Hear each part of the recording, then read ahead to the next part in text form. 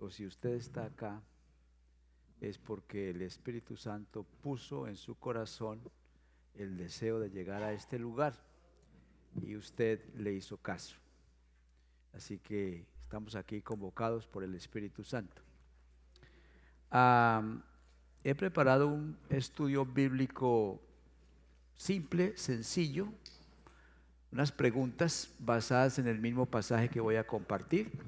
Y si usted cree que podría llevar eso y compartirlo con su familia, si no está aquí su familia, o a un grupo de amigos o amigas, entonces pídale la copia a mi esposa. Mientras más pequeño sea el grupo, mejor. Hemos hecho mucho énfasis en el número y eso es complicado, reunir mucha gente. Pero el mejor grupo son 2 o 3. Acuérdese que el Señor Jesucristo dijo que donde están 2 o 3 congregados en mi nombre, ahí estaré yo. Entonces recuérdese que mi esposa tiene la copia de ese estudio. Lo hago porque la realidad ha cambiado. La sociedad está cambiando mucho, el mundo está cambiando mucho, eso no es un secreto. Pero la pandemia aceleró mucho más los cambios.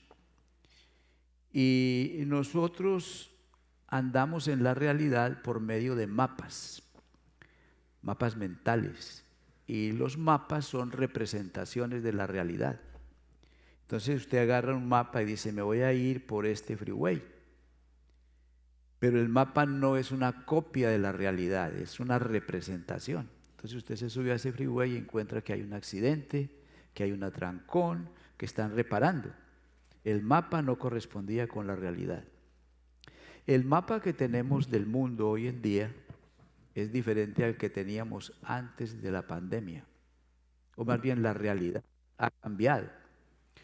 Pero nuestro mapa tiene que cambiar, tiene que actualizarse. Si no, no lo vamos a hacer. Los restaurantes son un buen ejemplo de cambio. Hoy en día los restaurantes tienen delivery y tienen un lugar donde usted puede levantar la comida y llevarla para su casa. Del trabajo pasa y la recoge. Eso es nuevo. Y es un cambio que hicieron después de la pandemia.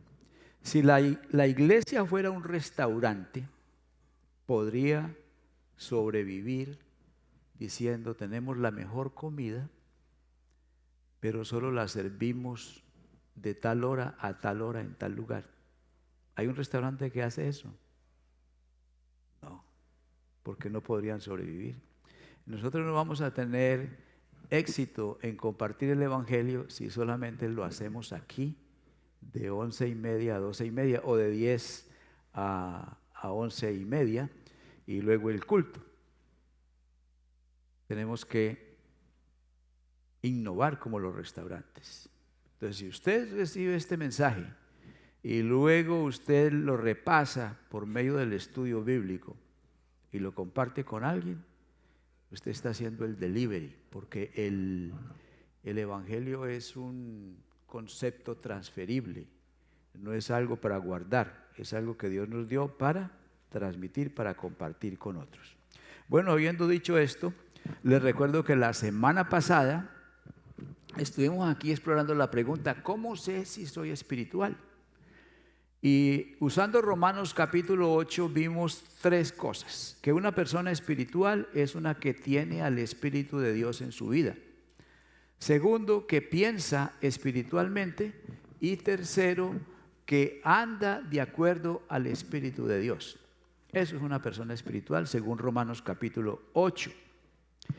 Hay que entender que la espiritualidad es un asunto de espíritu a espíritu. O sea, el Espíritu de Dios y su Espíritu, y se relacionan. Si el Espíritu de Dios es dominante en su vida, influencia mucho en su vida, entonces usted es más espiritual. Pero si usted no le presta atención al Espíritu de Dios, entonces usted es menos espiritual, o somos menos espirituales. Dice Proverbios 20:27, lámpara de Jehová es el espíritu del hombre, que le sirve para escudriñar lo más profundo de su corazón. Eso dice en Proverbios 20:27. Lo repito, lámpara de Jehová es el espíritu del hombre. Su espíritu es una lámpara. Y con esa lámpara usted puede escudriñar lo más profundo de su corazón. Nadie más lo puede hacer. Solo su espíritu puede ver lo que hay en su corazón. Y en 1 Corintios capítulo 2, del versículo 14 en adelante, tenemos una porción preciosa que nos trae más instrucción acerca de lo que es la vida espiritual. Entonces, yendo desde el versículo 14, 15, 16 y entrando al capítulo 3 hasta el versículo 4, tenemos 3 clases de vida. Pablo describe aquí 3 clases de personas. Y eso, el distinguir esas 3 clases de personas o de hombres, nos ayuda a entender lo que es la vida espiritual. La primera clase de vida es la vida natural. En el capítulo 2, el versículo 14. Volviendo a lo de Proverbios, que dice que la lámpara de Jehová es el espíritu del hombre, hay que recordar que con la caída del ser humano, con el pecado, esa lámpara se dañó. Y entonces, sí, nos da un poquito de luz, pero es una luz muy opaca, es una luz que está dañada, está distorsionada por el pecado, a veces como que se apaga. Entonces tenemos esa limitación, tenemos el espíritu, pero no es el mismo el espíritu que tenía el hombre antes de haber caído. Entonces allí hay una limitación. Ahora el siguiente versículo dice: pero el hombre natural no percibe las cosas que son del espíritu. Note la palabra natural. Tiene la terminación al. Esa terminación o esa sílaba viene al español del latín y significa abundancia. Entonces, cuando le agregamos el sufijo al a una palabra, significa que esa palabra es abundante. De ahí cafetal, cañauzal, dineral. Entonces el hombre espiritual, el hombre natural, el hombre en el cual abundan las cosas naturales. ¿Y cuáles son las cosas naturales? Pues que uno nace pecador. Así nacemos. Por eso a los niños no hay que enseñarles a mentir. Ellos aprenden solos. Hay que enseñarles a no mentir. Por eso los niños recién nacidos o pequeños no hay que enseñarles a enojarse. Ellos lo hacen solos, ¿no? Hacen la pataleta y controlan al papá y a la mamá.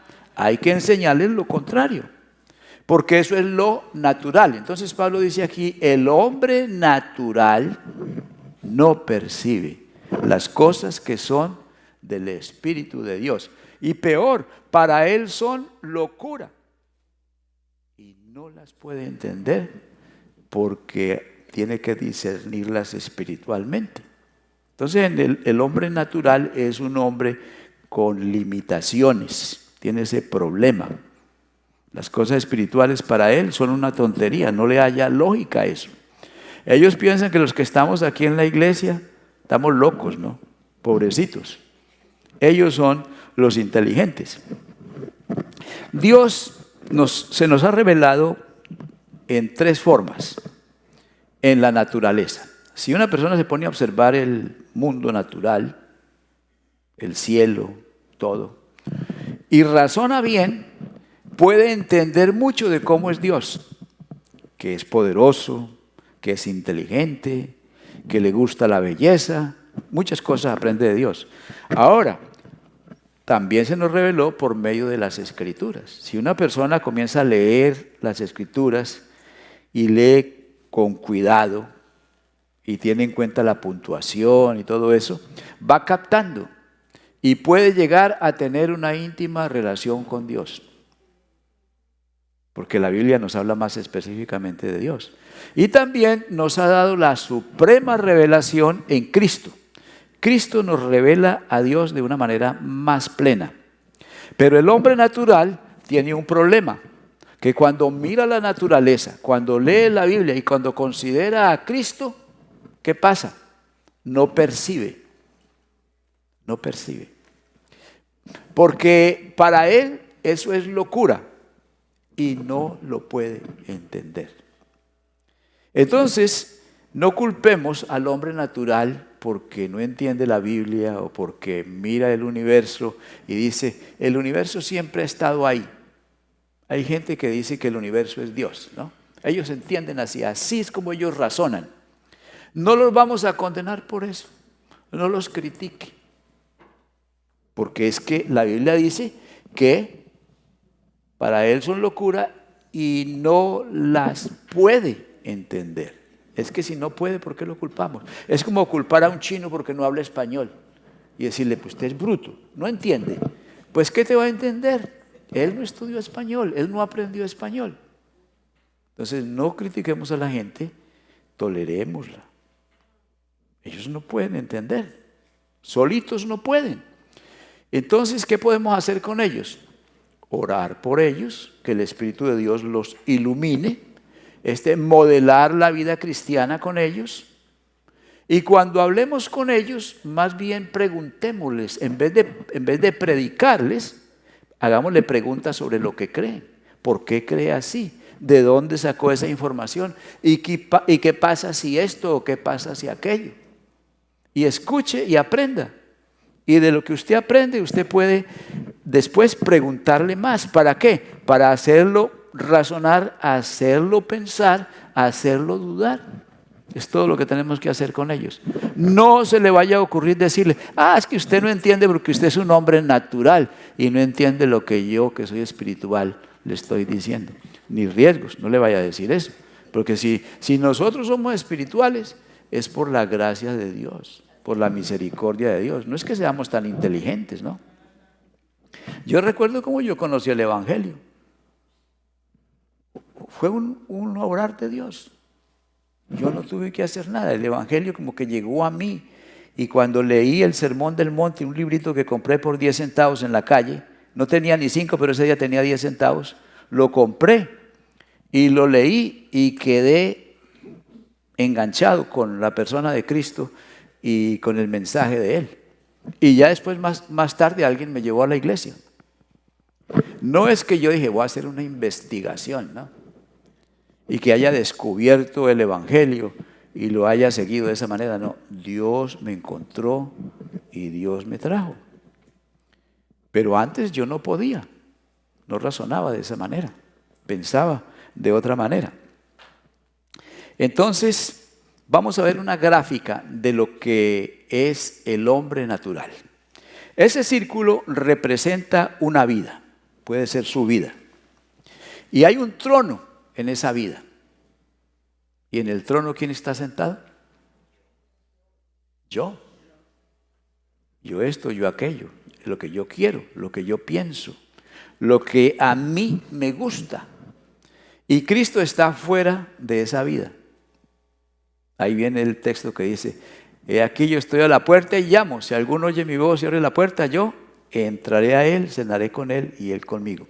Esas manchitas negras representan las áreas en la vida de ese individuo. Una son las finanzas, la otra es la vida sexual, la otra es la familia, los hijos, el trabajo, la diversión, diferentes áreas. Y el yo trata de poner orden en todas esas cosas, pero no puede.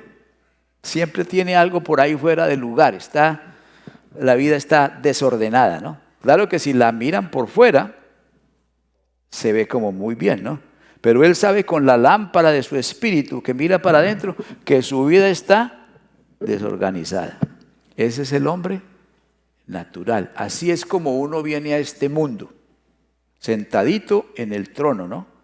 Y bueno, papá y mamá lo miman, lo cuidan. Todo el mundo le dice que es bonito, que es inteligente y más se aferra al trono, se atornilla en el trono y de ahí no lo baja nadie. Bueno, vamos a mirar la otra clase de vida y es la vida espiritual. Y ahí estamos en el versículo 15. ¿Qué dice el verso 15? En cambio, o sea, va a ser un contraste, ¿no? Ya nos explicó cómo es el hombre natural. Ahora vamos a ver al hombre espiritual. Dice, en cambio, el espiritual juzga todas las cosas sin que él sea juzgado por nadie. ¿Quién conoció la mente del Señor? ¿Quién lo instruirá? Pues bien, nosotros tenemos la mente de Cristo. Entonces, por contraste, podemos sacar quién es el hombre espiritual. Cuando la Biblia dice hombre, se refiere al ser humano. O sea que aquí está incluida también la mujer, porque hoy en día tenemos ese problema de que están cambiando los pronombres, ¿no? Y algunas se ofenden si uno no lo usa correctamente. Pues la Biblia con la palabra hombre se refiere al ser humano, sea varón o sea mujer. Entonces, ¿qué pasa? Vamos a ver el hombre espiritual. Acuérdense que el hombre espiritual, como vimos la semana pasada, tiene el Espíritu de Dios, piensa espiritualmente y vive o anda de acuerdo al Espíritu de Dios. Pero también tiene las 3 revelaciones. Puede ver a Dios en la naturaleza, puede leer la Biblia y tiene a Cristo, la máxima revelación de Dios. Entonces todo eso le da una tremenda capacidad para juzgar, para evaluar las cosas. Esa es la gran ventaja del hombre espiritual. Y tiene la mente de Cristo. O sea, puede pensar como Cristo, desde la perspectiva de Cristo. No está diciendo que el hombre espiritual es perfecto, pero si puede pensar como Cristo y tiene las 3 revelaciones y tiene el Espíritu de Dios en él, entonces tiene un potencial para pensar como Cristo. Y si puede pensar como Cristo, tiene la gran posibilidad de actuar también como Cristo. Ese es el hombre espiritual. Y note otra vez la terminación AL, ¿no? Es la persona, hombre o mujer, en el cual el espíritu es dominante, abundante. El hombre natural se atreve a juzgar aunque no tiene elementos, ¿no? Y un juicio que el hombre natural le hace a Dios es acerca del sufrimiento. ¿Por qué Dios no termina con el sufrimiento y con la maldad? Si es que es tan bueno, ¿por qué no resuelve esto? O si es tan poderoso, ¿por qué no lo resuelve? Entonces da a entender que Dios o no es bueno o no es poderoso, ¿no? Pero Dios está aquí y aquí está el hombre natural. Y no se da cuenta que al juzgar a Dios de esa manera, él está asumiendo una posición arriba de Dios y quiere juzgar a Dios. Cuando él está aquí abajo y no entiende, está ciego, no percibe, no sabe, no entiende. Y Dios está aquí arriba y Dios sabe por qué hace las cosas, ¿no? Bueno, eso le pasa al hombre natural. Al hombre natural. El hombre espiritual entonces puede juzgar. Ahora vamos a ver la gráfica del hombre espiritual. Tenemos el mismo trono, tenemos a Cristo en el trono y el yo ha bajado. Por eso cuando Jesús invitaba decía, si alguno quiere venir en pos de mí, niéguese a sí mismo, bájese del trono, ¿ya? Tome su cruz cada día y sígame. Es una cosa que hay que hacer cada día, no es una sola vez. Todos los días cuando uno se levanta, uno decide si me siento en el trono o dejo que sea Cristo el que maneje mi vida. Entonces, ahí tenemos a Cristo, el Rey de Reyes y Señor de Señores, y Cristo ha comenzado a poner orden en esa vida. Esa es la vida espiritual ideal, ¿no? Pero pues sabemos que tenemos el problema de la carne, ¿no? Y entonces las cosas, se forma una dinámica, pero este es el hombre ideal. Yo pensaba que el hombre espiritual era la persona que recibía a Cristo y que ya era espiritual, pero no. Y ya van a ver por qué. Ya van a ver por qué. Bueno, vamos a mirar entonces la tercera clase de vida, que es la vida carnal. Y aquí ya entramos al capítulo 3. El verso 1 nos dice, de manera que yo, ¿quién es yo aquí? El apóstol Pablo, el que está escribiendo la carta a los Corintios. De manera que yo, después de que habla del hombre natural y del hombre espiritual, él le dice a sus lectores, de manera que yo, hermanos, si le dice hermanos es porque son creyentes, hermanos en Cristo, no puedo hablaros como a espirituales. Ustedes no tienen a Cristo en el trono de su vida, tienen el yo, el ego. Entonces no puedo hablaros como a espirituales, sino como a carnales. Entonces ya tenemos 3 clases de personas: el natural, el espiritual y el carnal. Entonces tengo que hablarles como a carnales y igual a carnales con niños, como a niños en Cristo. Os di a beber leche, no alimento sólido, porque aún no erais capaces, ni sois capaces. No erais tiempo pasado, ni sois capaces tiempo presente. Entonces, ¿quién es el hombre y la mujer carnal? Primero que todo es un cristiano, porque Pablo le dice hermano o hermanos. Segundo, es un niño en Cristo, porque recién conoció el Evangelio o lleva mucho tiempo y no ha crecido. ¿Ya? Han pasado los años y todavía tiene el dedo en la boca, todavía se chupa el dedo. No ha desarrollado, no ha madurado. Entonces Pablo dice, me tengo que adaptar a este tipo de creyente. Tengo que adaptar la enseñanza, tengo que darle leche, no alimento sólido, porque no erais ni sois capaces, se quedaron estancados. Entonces aquí es donde yo le digo que yo pensaba que el hombre espiritual era alguien que recibía a Cristo y ya era espiritual. Y el carnal era porque siendo espiritual al haber recibido a Cristo, entonces en algún momento echaba para atrás y se volvía carnal. Resulta que no. La experiencia me ha mostrado que no es así. Y la Biblia también me ha mostrado que no es así, porque mire lo que Pablo dice. Dice que no eran capaces, ni son capaces. O sea que el carnal es una persona que recibe a Cristo. Pero ¿qué pasa con el que recibe a Cristo? Pues que él tiene su mente programada para enojarse, para chismear, para manipular, para mentir, para resolver los problemas en que siempre lo ha hecho.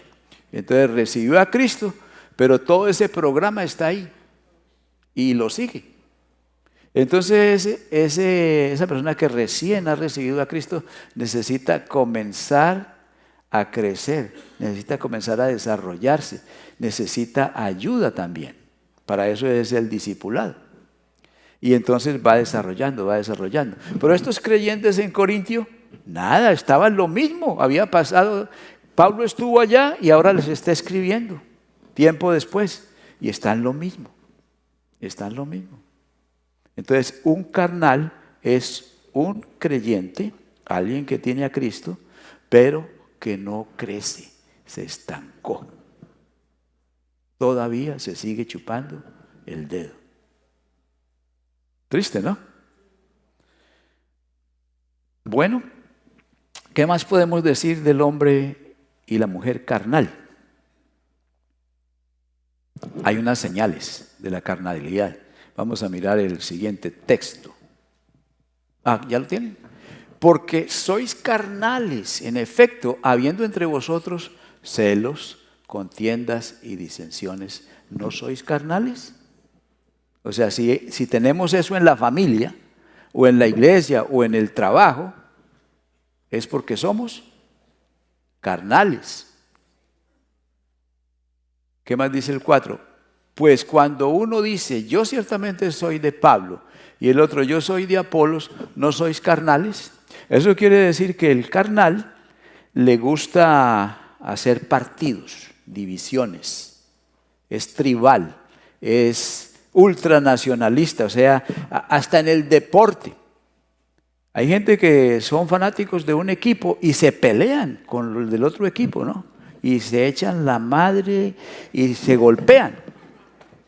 Le encantan las divisiones. Yo soy de las Chivas Rayadas y yo soy del Millonarios, ¿no? Del otro equipo. Y cuando un equipo pierde, hay veces que destruyen la ciudad. Es carnalidad. Usted los invita para orar, para ayunar o para servir y están ocupadísimos o muy cansados o no pueden. Pero los invita para una pelea. Ahí llegan, con las armas afiladas, ¿no? Le encanta eso. Ese es el hombre y la mujer carnal.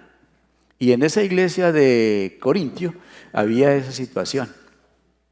Unos decían que ellos eran de Apolos, porque yo conocí el evangelio con Apolos y Apolos me bautizó. Y otros decían, no, yo conocí con Pablo. Y entonces estaba orgulloso de ser de Pablo. Y bueno, si usted sigue leyendo, Pablo le dice, ¿y quién es Apolos y quién es Pablo? Simplemente servidores. Lo que importa es Cristo. A ese es el que hay que levantar, a ese es el que hay que exaltar. Ahora vamos a ver la gráfica del hombre carnal. Ahí tenemos el trono, pero que tiene a Cristo en su vida, ¿eh? Cristo no se ha ido. Él cuando entra a la vida, entra para quedarse. Y entra de manera espiritual. Él es el Espíritu Santo. El Espíritu Santo es Dios, Cristo es Dios.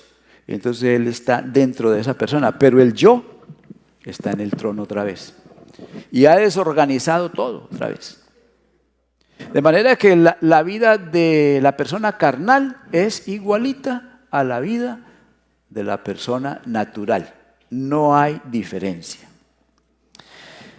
En Armenia, Quindío, a una hora de Pereira, donde yo me crié, en la zona cafetera de Colombia, hace muchos años había un creyente que se llamaba Vicente. No recuerdo el apellido, pero Vicente era buen diezmador, no fallaba con el diezmo, no fallaba los cultos, el domingo en la mañana, en la noche y el miércoles. En ese tiempo eran 3 cultos.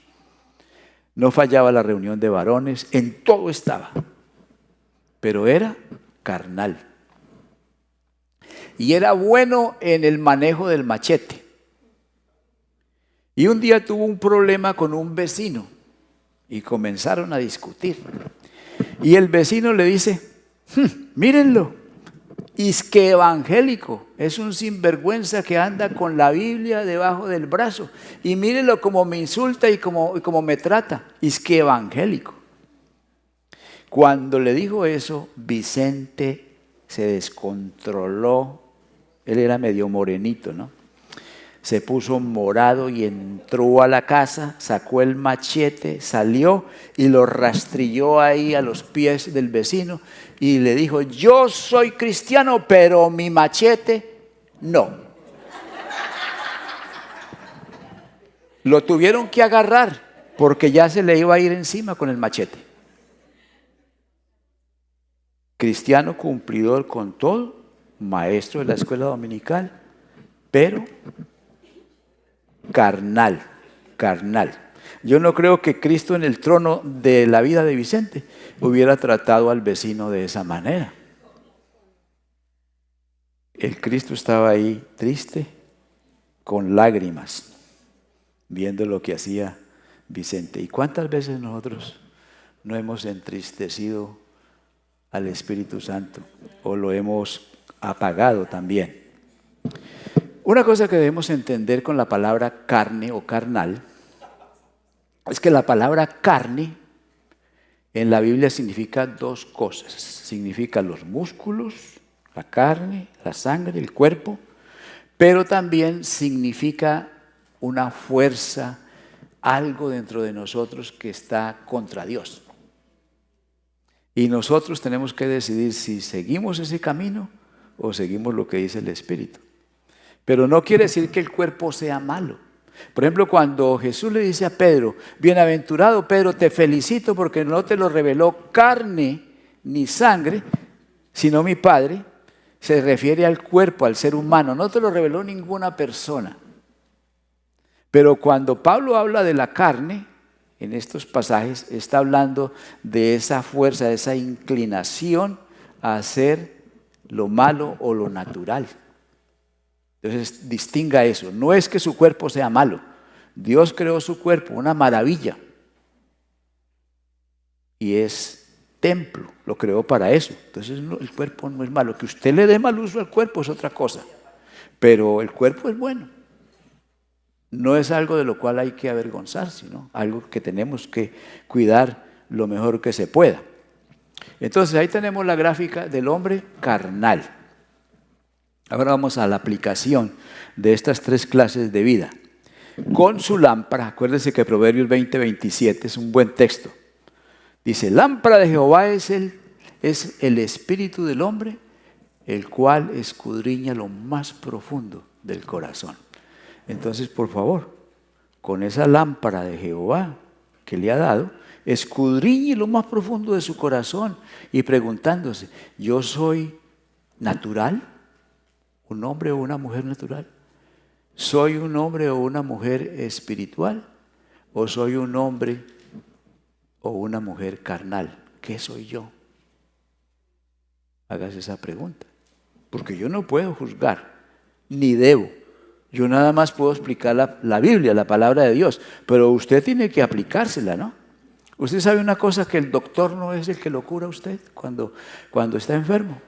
Él nada más le hace unos exámenes, los mira y dice, tú tienes tal cosa, esta es la medicina. ¿Quién se la tiene que tomar? Uno mismo. Entonces uno es el que se cura, ¿no? Y si el doctor se equivoca, uno tiene que estar pilas, ¿no? Esto como que me está cayendo mal, ¿no? Y entonces tiene que correr para allá o va donde otro doctor y dice, ni riesgos que se siga tomando eso, pare, ¿no? Es uno mismo el que tiene que ser proactivo para sanarse. Y entonces usted tiene lámpara de Jehová para mirar su corazón y ver si es natural, carnal o espiritual. Y aplicarse esta palabra a su vida. Y hay que tener conciencia de que la vida es una guerra, la vida cristiana es una guerra. Es una guerra afuera. Afuera está el mal. Afuera las cosas están estructuradas, organizadas, sistematizadas en contra de Dios. Por ejemplo, antes se le enseñaba a la gente que uno nace homosexual y que eso es natural. Pero yo les he dicho, si agarran un pelo de esa persona y la llevan al laboratorio, la ponen bajo exámenes químicos y todo eso, el laboratorista va a decir, este es un pelo de un hombre. Entonces el cuerpo le está diciendo la verdad. Tú eres hombre, tú eres mujer, tu cuerpo te dice eso, tu anatomía te dice eso. Pero algunos piensan carnalmente, se equivocan o los engañan. No en la casa, porque yo no creo que los papás hagan eso con los hijos, pero afuera de la casa van agarrando ciertas ideas. Bueno, ahora ya nos enseña eso, ahora están enseñando peor. En algunas partes le están enseñando a los niños que si él o esa niña piensa o quiere ser otra cosa, puede. Y que tiene derecho. Y que lo tienen que respetar por eso. Y que puede hacerse operaciones, cirugías y tomar hormonas y ser lo que ella quiere o lo que él quiere. Pero repito, si le quitan un pedacito de piel y lo examinan, el examen va a decir, hombre o mujer, el cuerpo no te miente. Pero nosotros sí nos engañamos y nos mentimos a nosotros mismos. Y ahí es una batalla de ideas que estamos perdiendo, porque ¿por dónde nos llegan esas ideas? Por la televisión, que ya nuestros hijos ni ven televisión, pero se mantienen pegaditos del teléfono, horas y horas.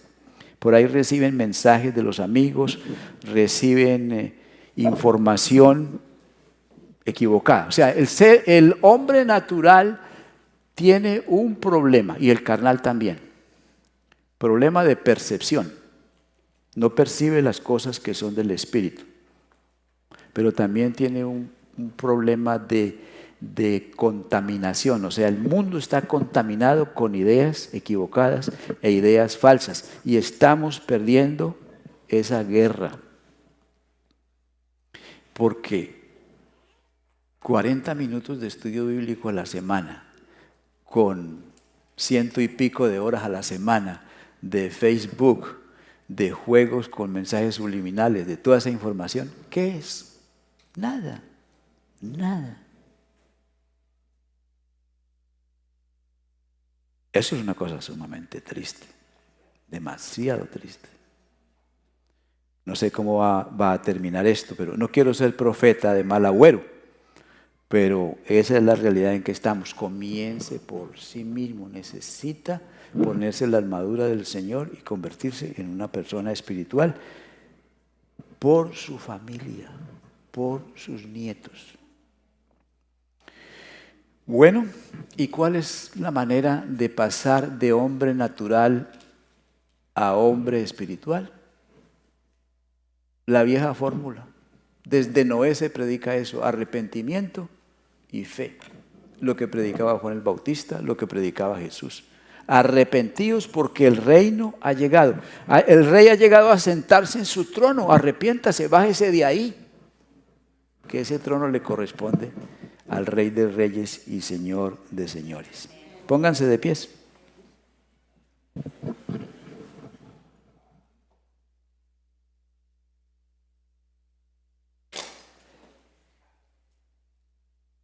Le invito para que piense de su vida como una casa. Su vida es una casa. Si usted, su espíritu, su lámpara interior le dice que usted es hombre o mujer natural, piense que su vida es una casa y Cristo está afuera y quiere entrar. He aquí, yo estoy a la puerta y llamo. Si alguno oye mi voz y abre la puerta, yo entraré a él. Solo tú puedes abrir esa puerta.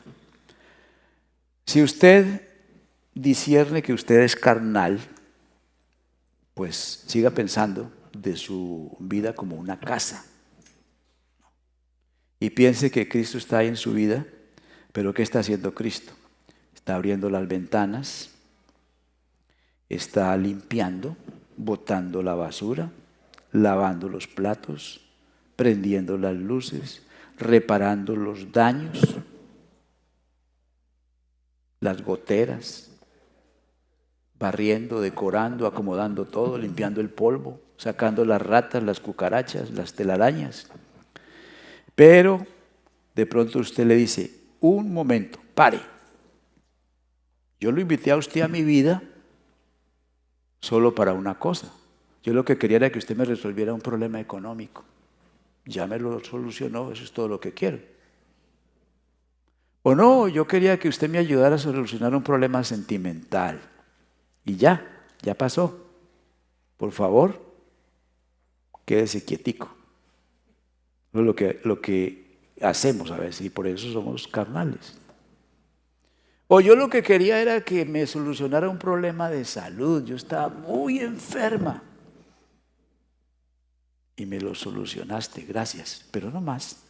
Me deja las cosas donde yo las tenía, como yo las quería.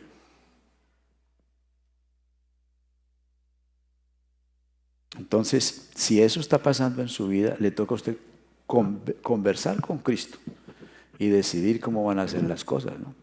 Porque Él entra a nuestra vida para poner orden. Usted puede decirle, Señor,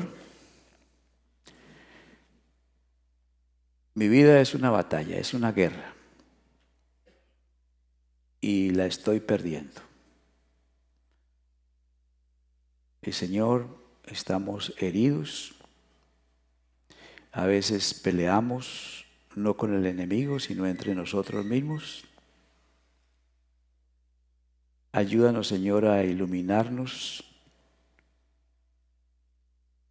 para llevar cada pensamiento malo, negativo, cautivo a Cristo. Que cada pensamiento de amargura, de temor, de duda, de resentimiento lo podamos llevar a Cristo, cautivo a Cristo. Pedimos, Espíritu Santo, que sanes nuestras heridas, que borres nuestras rebeliones, que nos purifiques y que nos revitalices. En el nombre de Jesús te lo pedimos. Amén.